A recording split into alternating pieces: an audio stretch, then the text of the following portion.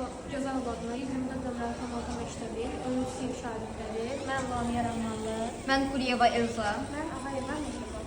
Biz Green Drop komandası olaraq Robot Challenge yarışmasının freestyle kateqoriyasında belə bir layihə təqdim edirik. İndi isə sözü Elza, komanda yoldaşım Elza verir.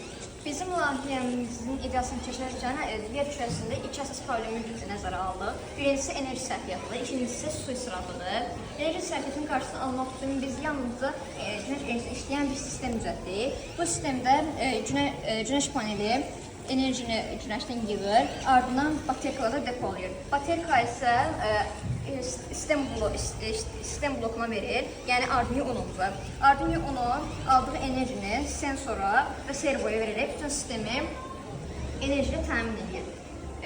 İşləmə mexanizmi bundan ibarətdir.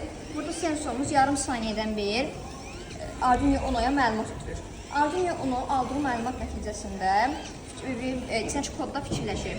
Bu kod isə ondan ibarətdir ki, əgər nəmlik istədiyiniz dərəcədən aşağı düşərsə, bu zaman servo suyun qarşısını içəridə açır və su aparma prosesi başlayır. Bir müddətdən sonra artıq torpaq istənilən həddə gəlib çatır, ondan sonra suyun qarşısı yenidən bağlanır və beləliklə heç bir su israfı olmur.